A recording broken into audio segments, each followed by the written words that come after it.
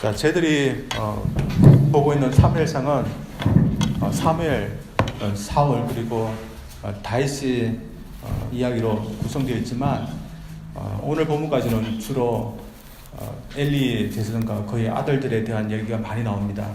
엘리와 그의 아들들이 백성들을 인도하고 있을 때 그들이 어떻게 해서 새로운 지도자인 사무엘이 나올 수밖에 없었는지 우리는 쭉 보아왔습니다.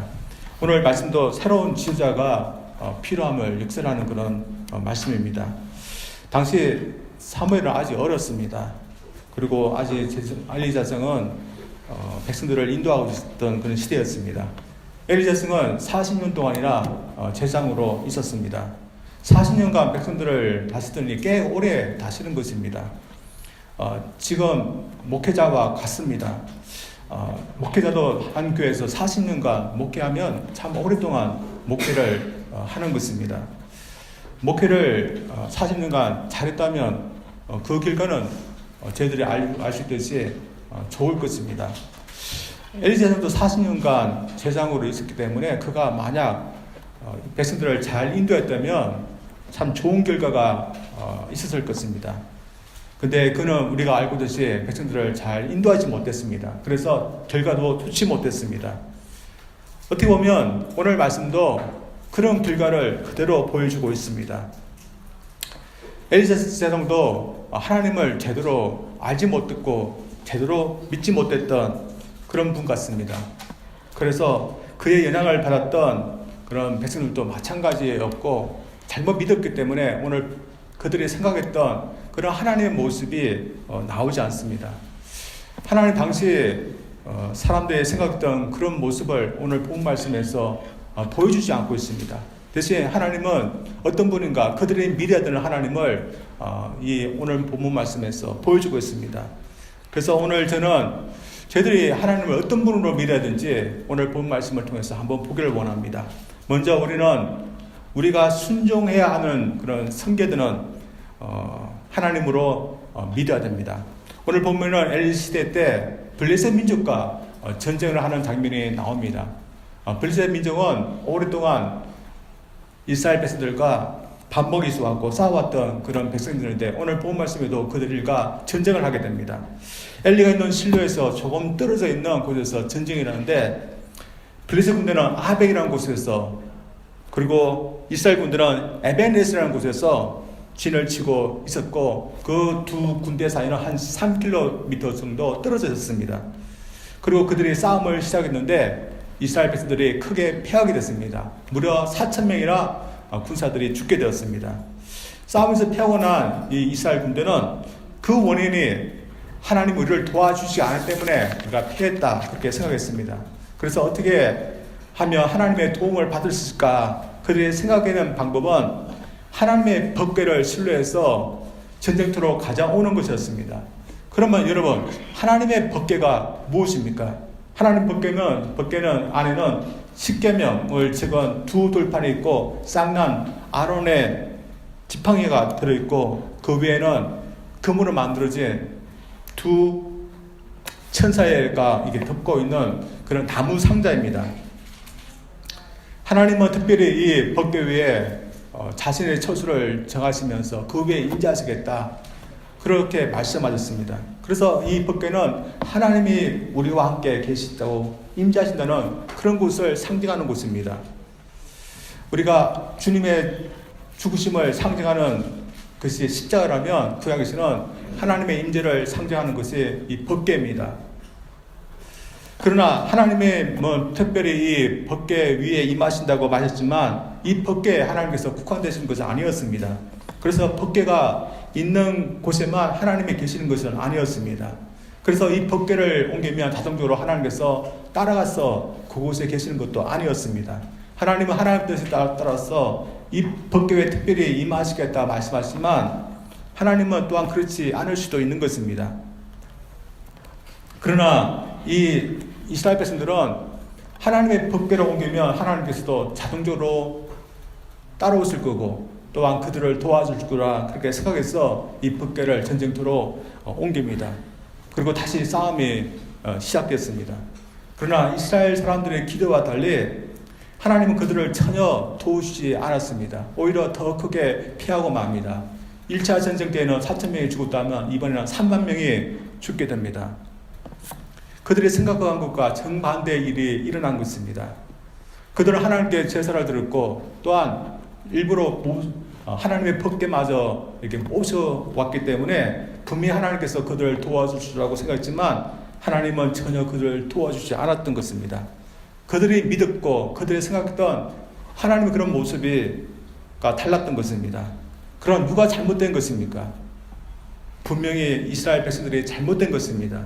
순종은 하지 않고 법궤만 옮겨놓으면 하나님께서 그들을 도와주실 거라 그렇게 믿은 것은 잘못된 믿음이었습니다. 그래서 잘못된 믿음이기 때문에 그들은 잘못된 것이었습니다. 하나님 당신의 백성 애들에게 당신의 말씀에 순종하기를 요구하셨습니다. 그래서 어떻게 살아야 될지, 어떻게 하나님 뜻에 따라야 될지 10계명과 여러 계명들을 주셨습니다. 그래서 하나님을 믿기 위해서는 하나님께서 말씀하신 것에 대해서 순종해야 됩니다. 그래서 이스라엘 백성들은 자신들이 순종해야 되고 경청해야 될 분으로 하나님을 믿어야 했습니다. 그러나 그들은 어떻게 했습니까? 자신들이 순종하여야 하는 분으로 하나님을 믿지 않으려고 했습니다. 자신들의 방식으로 믿어도 되는 그런 하나님으로 그들은 믿으려고 했습니다. 그들은 순종하지 않아도 되는 하나님, 죄를 지어도 그냥 용서해 주시는 하나님, 그들에게 복만을 내려주시는 하나님으로 믿고 싶어 했습니다. 그래서 순종하지 않아도 제사만 드리고 기도만 드리면 괜찮을 수 있는 그런 하나님으로 그들은 믿으려고 했습니다. 그러나 그들은 생각은 잘못된 것이었습니다. 하나님은 순종하지 않아도 제사만 드리면 괜찮을 수 있는 그런 하나님이 아니었습니다. 하나님은 이 사실을 계속해서 말씀하셨습니다. 그러나 이스라엘 백성들, 엘리 제사장, 그의 아들들은 하나님의 말씀을 듣지 않으려고 했습니다. 하나님은 얼마나 많이 엘리에게 말씀하셨습니까?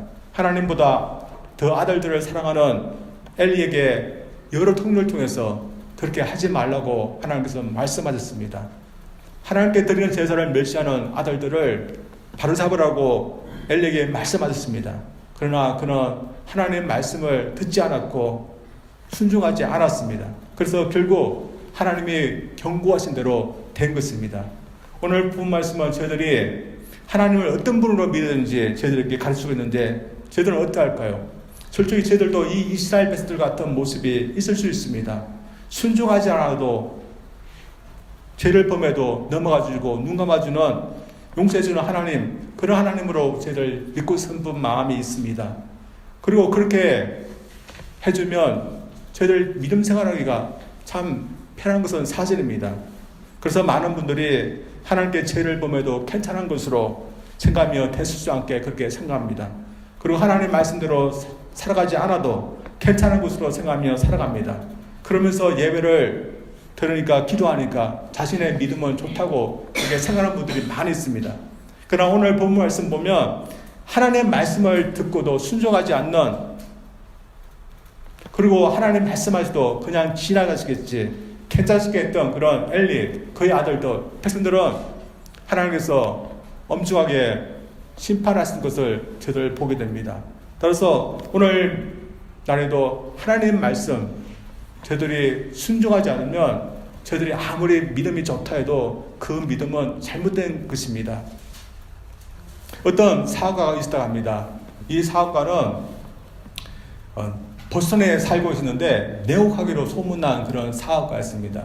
그런데 다른 사람에게 내혹하기로 유명했던 이 사업가가 주님을 믿는 그런 신자였습니다. 신자였다면 어떠합니까? 사람에게 친절하고 내혹하지 말았는데 믿는다는 하지만 참 내혹하는 그런 사람이었습니다. 이 사람이 여행을 하다가 마크 다윈이라는 그 사람을 만나면서 자신의 포부에 대해서 이렇게 얘기했습니다. 사업가니까 어떤 포부를 갖고 있다고 우리가 생각할 수 있습니까? 더 큰 사업을 하고 더 큰 돈을 벌고 더 큰 어떤 것을 해보겠다, 그런 포부를 가진 것이 아니라 참 놀랍게도 그는 자신이 죽기 전에 한 번은 꼭 성지 순례를 하겠다는 그런 포부를 갖고 있다는 그런 말을 했습니다. 자신이 성지 순례하면 꼭 시내산에 올라갈 거다. 그렇게 말했습니다. 여러분 시내산 뭔지 아시죠? 시내산에서 모세가 십계명을 받았습니다. 그 산입니다.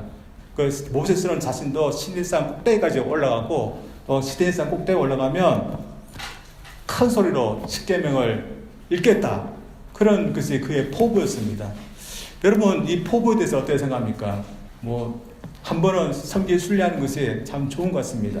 그러나 이 사람의 포부를 듣고 있던 마코 대인이 그 포부도 좋지만 지금 당장 할 수 있는 것이 있는데 그것을 좀 해보라고 이렇게 조언을 했습니다. 이 사람이 무엇을 조언했을까요? 다음 같은 말을 해주었답니다. 시내산에 올라갈 생각만 하지 말고 지금 살고 있는 보스턴에서 먼저 십계명을 지키면서 사십시오. 그런 말을 했답니다. 여러분 이 조언이 맞다고 생각합니다. 아무리 성지 순례를 해서 시내산에 올라가서 큰 소리로 십계명을 읽어도 지금 당장 그 계명에 순종하지 않고 살면 아무 소용이 없는 겁니다. 우리의 믿음도 마찬가지입니다. 우리가 주님을 아무리 잘 믿는다 말할지라도 하나님께서 주신 말씀을 등한하면서 우리가 산다면 우리의 믿음은 잘못된 것입니다. 우리 마음에 여러 유혹이 됐습니다. 하나님의 말씀을 지키지 않아도 괜찮을 것 같다는 그런 유혹이 있을 수 있습니다. 그러나 우리가 그런 유혹이 있을지라도 그런 유혹을 우리가 이겨내고 하나님께서 기뻐하시는 그런 삶은 아무리 힘들어도 하나님의 말씀에 순종하고 그 말씀에 경청하는 그 삶이라는 것을 저들이 믿기를 원합니다. 그래서 저희들 삶 가운데 하나님께서 말씀하신 것에 순종하는 그런 삶 저들이 살아가기를 주님을 축원드립니다. 두 번째로 오늘 말씀을 통해서 저희들이 배워가는 것은 하나님 우리가 경외해야 될 그런 하나님이라는 것입니다. 본문의 필주제 이야기에 따르면 하나님께는 블레셋 군대에서 전리품처럼 이렇게 빼앗기게 됐습니다. 그리고 그들의 신이었던 다곤 신당에 그 하나님 법궤가 놓여지게 됩니다. 저희들 생각에는 블레셋 사람들이 하나의 성물을 가져간 것으로 생각하지만 그들에는 그 이상의 의미가 있었습니다. 그것은 자신들의 신인 다곤 신인 이스라엘 신인 하나님의 신을 이겨서 승리했다. 그들은 그렇게 생각했습니다. 그래서 하나님의 법궤를 옮기는 것에 대해서 취하는 것에 대해서 전혀 두려워하지 않고 그들의 신의 옆에다가 마치 부하처럼 이렇게 두었습니다. 그들은 하나님이 무기력한 그런 신이라고 생각했습니다. 그러나 하나님은 그들의 생각과 달리 무기력한 그런 신이 아니었습니다. 하나님은 법궤를 다곤 신당 그 신상 옆에 놓았는데 다음날 아침에 하나님께서는 이 다곤 신을 넘어뜨려서 하나님의 법궤 앞에 바짝 엎드리게 만들었습니다. 또 그 다음날은 다시 넘어뜨리고 이번에는 힘과 또한 생각을 상징하는 이 머리와 그 팔목을 다 끊어지게 만들었습니다. 하나님이 아니라 다곤 신이 무기력하다는 것을 하나님께서 보여주신 것입니다. 그리고 하나님은 그 법궤를 다곤 신당에다가 옮겨놓은 아직도 사람들에게 종기가 나게 하셨습니다. 종기가 뭔가 하면 흑사병, 이것을 아시죠? 흑사병 그 일종입니다. 그 종기로 말미암아 그 지역은 거의 망하게 되었습니다. 그래서 그들은 그 법궤를 다른 지역인 가드 지역으로 옮기게 됐습니다. 그러나 그 지역에도 마찬가지입니다. 오히려 더 심한 종기가 나게 하셨습니다. 그들은 하나님의 그 엄중한 하나님의 손에 대해서 견딜 수가 없었습니다. 그래서 그들은 다시 다른 지역으로, 그 지역은 에그론 지역으로 옮겼는데 그 에그론 지역에 있는 사람들이 난리가 나서 이스라엘 지역으로 다시 보내게 되었습니다. 그들은 하나님을 무기력한 하나님으로 보았지만 그것이 아니었던 것입니다. 하나님보다 더 두려운 분은 없었던 것입니다. 그래서 이 법궤를 다시 돌려보낼 때도 그들은 어떻게 할까? 그들은 조심하면서 보내게 됩니다. 성경의 가르침과 맞지 않지만 그들 생각으로는 최선의 방법을 통해서 이 법궤를 돌려보내게 됩니다. 그러나 문제는 이스라엘 사람들에게도 있었습니다. 이 법궤가 베세메스라는 그런 곳으로 가게 됐습니다. 이곳에는 하나님 백성, 특별히 족속들이 그곳에 살고 있습니다. 레위 족속들은 특별히 하나님을 위해서 일을 위해서 택함받은 그런 족속이었는데 그 족속들은 중에서 어떤 사람들은 하나님의 법궤를 두려워하지 않는 그런 사람들이 있었습니다. 하나님의 법궤는 하나님의 성물이기 때문에 이 성물을 함부로 쳐다보지도 말고 만지지도 말라 그렇게 명령하셨습니다. 그런데 이 베세메 사람들 중에 몇 사람은 이 하나님의 법궤 안을 쳐다보게 됐습니다. 하나님의 성물을 두려웠다면 그렇게 하지 않았을 것입니다. 그리고 즉시 하나님의 심판이 내려져서 그들은 죽게 됩니다. 어떤 사본에는 5만 70명이 죽었다 이렇게 나오지만 또 어떤 사본에는 70명이 죽었다 이렇게 나옵니다. 만학자들이 5만 70명을 당시 인구수를 보면 너무 많기 때문에 70명이 죽었지 않나 그렇게 추측합니다. 그러나 중요한 것은 그들이 블레셋보다 더 두려워야 되고 경외할 분은 바로 자신들의 하나님이었다는 것입니다. 그래서 그 후에 그들은 두렵다 하면서 그 법궤를 기한 여림이라는 그런 지역의 한 집으로 다시 옮기게 됩니다. 오늘 보면서 하나님은 우리가 누구를 경외하든지 하나님은 우리가 경외해야 될 그런 분명한 것을 저희들에게 가르쳐주고 있습니다.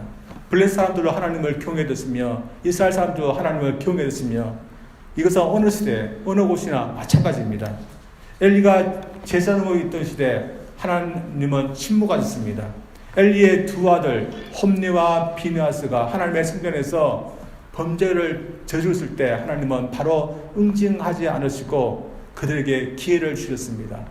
회개하고 돌이킬 수 있는 기회를 주셨습니다. 그리고 엘리에게도 여러 번 기회를 주셔서 회개케 하고 또한 돌이키기 위해서 하나님은 기다렸습니다. 하나님은 기다렸는데 사람들은 그것을 오해했던 것 같습니다. 그래서 하나님께서 침묵하시고 하나님께서 말씀하시지 않다고 그렇게 생각하면서 하나님을 경홀히 여기는 사람들이 나타났습니다. 그래서 하나님의 금한 것을 범하면서도 괜찮을 것이다. 그렇게 하나님께서 금하신 것을 행하면서도 괜찮은 것이라 하면서 경홀히 여기며 또한 하나님 기중에 여기신 것을 대충해서 행하여도 괜찮은 것이라 생각하면서 하나님의 제사, 하나님의 법률, 하나님께 드리는 것 경홀히 했습니다. 그러나 하나님이 침묵하시지 않고 심판했을 때는 그들은 함부로 하나님께 대해서 경홀히 할 수 없었습니다. 그러나 이 중에서도 하나님을 경외하는 사람들이 있었는데 이 중에 한 명이 저는 비느하스의 아내 엘리 제사장의 며느리라고 저는 생각합니다. 그녀 또한 비극의 중에 한 명이었는데 그래도 그녀는 하나님을 경외했던 그런 사람이었습니다. 자신의 남편 시아버지의 비극적인 소식이 들리고 법궤가 빼앗겼다는 그런 소식을 듣고서 그는 갑자기 아이를 낳게 됩니다. 그리고 죽게 됩니다. 그녀를 위로하기 위해서 옆에 있던 사람들이 사내아이를 낳았다 그렇게 말해주지만 그것이 그녀에게는 전혀 기쁘지 않았습니다. 그녀에게는 하나님의 법궤가 블레셋 군대에 의해서 치욕적으로 빼앗긴 것, 그래서 하나님의 영광이 떠나간 것이 더 슬프고 더 마음에 있었던 것입니다. 죽어가면서도 하나님의 백궤가 빼앗긴 것에 대한 그 슬픔을 늘 생각했던 이 비느하스의 아내, 하나님을 경외했던 그런 사람이라고 생각합니다. 따라서 오늘날도 저희들은 하나님을 어떤 분으로 믿어야겠습니까? 하나님은 엘리나 지금 세대나 통일에서의 하나님께도 이게 저희들도 같은 그런 태도를 보여야 되고 생각합니다. 그래서 어느 것보다 하나님을 높여드리며 하나님을 귀하게 여기야 하는 것입니다. 오늘 사람들 보면 하나님을 참으로 무섭지도 않으신가 그렇게 생각하면서 만홀히 여기는 그런 사람들이 너무나 많습니다. 여러분 보십시오. 우리 기독교인들을 뭐라 부릅니까? 기독교에 대해서 뭐라 합니까? 또 하나님에 대해서 어떻게 합니까? 참 비방하고 욕하는 그런 사람들이 너무나 많습니다. 저는 우리 기독교인들이 잘못한 것이 있기 때문에 믿지 않는 사람들부터 이렇게 좋지 않은 소리를 들을 수 있다고 생각합니다. 그러나 하나님에 대해서 비방하는 사람들은 어떻습니까? 참 두렵지, 하나님이 두렵다면 그렇게 하지 못할 것입니다. 특별히 무신론자들이 이렇게 하나님을 많이 비방합니다. 영국의 옥스퍼드 대학의 교수였던 리차드 토킷이라는 그런 사람이 만들어진 신이라는 책을 펴서 신이라는 존재는 하나님은 우리가 만든 그런 존재다, 그런 말을 했는데 2009년에는 영국에 있는 무신자들이 모여서 강구를 냈습니다. 800대 버스에다가 강구를 써서 강구를 했는데 어떤 강구를 했는가 하면 신은 존재하지 않는다. 따라서 두려워하지 말고 있는 동안에 즐기면서 삶을 즐기라. 이런 강구를 내었답니다. 이 강구를 내는 데만 15만 불이 들었답니다. 막대한 경비를 지불하면서까지도 하나님은 없다, 이렇게 강구한 것입니다. 이것을 보면 하나님이 침묵하십니까? 하나님을 경외하지 않는 사람들이 더 하나님을 더 비방하는 것 같습니다. 그러나 문제는 이런 사람들은 언제나 있지만 교회 내에서도 하나님을 경외하지 않는 모습이 있을 수 있다는 겁니다. 하나님을 경외하면 어떻게 나옵니까? 하나님을 중하게 여깁니다. 그리고 하나님의 것을 대해서 귀하게 합니다. 그래서 하나님을 경외하는 사람은 하나님께 드리는 예배도 진심으로 드립니다. 그러나 하나님을 경외하지 않는 사람은 예배를 드릴 때 어떻게 생각합니까? 가볍게 생각하고 하나님께 드리는 것도 가볍게 생각합니다. 그래서 헌금을 드리는 것도 제일 귀중한 것으로 드리지 않고 제일 하찮은 것, 남는 것, 그런 것으로 하나님께 드리게 됩니다. 저는 지금은 체크를 써서 헌금을 하지만 제가 캐시, 현금으로 드릴 때는 어떻게 드리는지 배웠습니다. 월급을 받으면 지폐 중에서 가장 좋고 가장 깨끗하고 가장 빳빳한 그런 것을 골라서 일부러 봉투에 넣어 놓습니다. 그리고 주일날마다 이 헌금을 합니다. 이게 뭡니까? 하나님을 경외하고 하나님 것을 귀중하게 여기는 그런 마음의 표현입니다. 그러나 민다지만 하나님을 경외하지 않는 사람은 어떻습니까? 자신의 시간 중에서 남으면 그 시간을 하나님께 드립니다. 예물도 마찬가지입니다. 남으면 하나님께 드립니다. 그것은 하나님을 경외하는 그 마음의 표현이 아닌 것입니다. 그러나 이 중에서도 하나님을 경외하는 사람들이 오늘날 있습니다. 그 대표적인 사람이 제가 한 명 보았는데, 그 사람은 히튼 대학의 전임 학장이었던 레이먼드 에드먼 박사라는 그런 분이 있습니다. 이분이 마지막으로 자신의 대학에서 설교를 했는데 그가 논의됐을 때 설교를 했답니다. 이분이 마지막 설교하면서 학생들에게 무엇을 이렇게 설교했겠습니까? 그런 하나님을 경외하는 사람이 되라고 이런 설교를 학생들에게 했답니다. 그러면서 그것을 가르치기 위해서 자신이 아프리카 에티오피아 황제를 만났을 때 그 이야기를 들려줬답니다. 우리가 어느 황제를 만나든지 황제를 함부로 만날 수 없습니다. 이때도 이분이 에티오피아 황제를 만날 때 함부로 만나지 못하고 그분을 만나기 위해서 여러 가지를 배웠답니다. 어떻게 격식을 차렸지, 어떻게 존경을 표하는 인사를 하는지 그것을 배웠답니다. 그리고 그 격식을 갖추어서 이 황제를 만났다고 합니다. 이분은 학생들에게 말하기를 우리가 황제를 만나는 그보다 하나님을 만날 때는 더한 방법으로 더 격식을 갖추어서 하나님께 예배하고 하나님을 만나야 된다, 이렇게 강조했답니다. 그러면서 이 설교를 마치면서 그런 넘어져서 마지막으로 설교를 마치고 왕중의 왕이신 하나님께로 가게 됐습니다.